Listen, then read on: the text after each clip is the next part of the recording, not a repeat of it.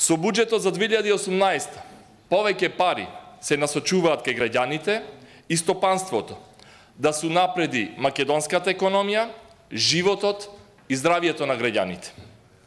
Се создаваат услови за нови работни места и за повисоки плати. Се инвестира во општеството, образованието, здравството, им се помага на сите граѓани на кои им е потребно, а државата ја доближуваме до Европската Унија и НАТО. И со ребалансот на буџетот, но и со предлогот за буџетот за 2018 година, јасно се кажува, се кратат непродуктивните трошоци во буџетите, кои што буџети се полнат со парите на сите граѓани на Република Македонија. Се кратат ставките на стоки и услуги за 615 милиони денари или цели 10 милиони евра, односно цели 91% се кратат од рекламирање кој што претходната влада знаеше то како да ги троши нашите пари. Буџетот за 2018 е креиран врз основа на реални проекции и очекувања.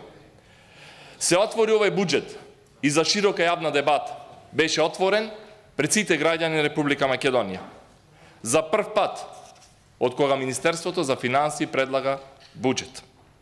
И ако го сумираме овој буџет во 3 збора, тоа ќе кажеме вака: стабилност, затоа што ја стабилизираме економијата, го стопираме мегаломанското трошење врз непродуктивни трошоци, а се отворат нови економски перспективи.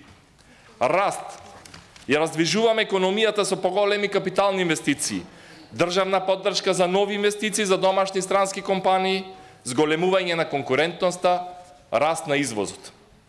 И правичност, преку фер пристап, транспарентно, педантно, одговорно трошење на парите на граѓаните.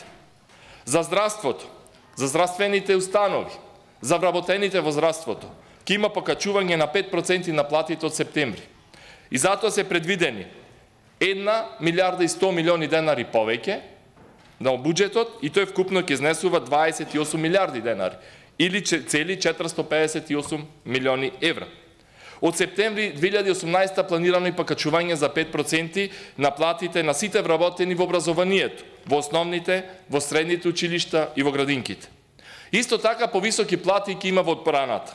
Задари тоа што војниците и сите вработени во одбраната изминатите години гледавме како излегуваат на улици, како протестираат, како си ги бараат своите права. Токму затоа ќе имаме здрава војска, здрави припадници на армијата, квалитетни, со повисоки плати и само така може да се приближиме до НАТО стандардите. Впрочем, интеграцијата на нашата држава во НАТО е еден од клучните предуслови и за привлекување на странски инвестиции, но и за безбедноста на нашата држава. Од 2018 година се грижиме еднакво за сите граѓани. Во 2018 продолжува државната помош за исплата на минималната плата од 12.000 денари. Тоа е проект на партијата СДСМ заедно со коалиционите партнери, заедно со владеачкото мнозинство. Од 2018 година планирани се 6,6 милиарди денари повеќе пари за социјални трансфери или 107 милиони евра повеќе. Се грижиме за сите подеднакво. Се обезбедуваат нови работни места во градинките, се подобрува услугата и грижата за децата. Има пари и за законско порамнување на пензиите. Како што ќе растат платите и трошоците, така ќе растат и пензиите на пензионерите. Во буџетот за 2018 година има доволно средства и за социјална инклузија на ромската заедница во државата, а ќе се обезбедат 10 милиони денари за кои што ќе се финансираат проекти што се однесуваат до диаспората. Во 2018 година повеќе пари за економски раст и нови работни места. Во 2018 година се предвидени 18 милиони евра повеќе силна финансиска поддршка за компаниите и за отворање на новите работни места.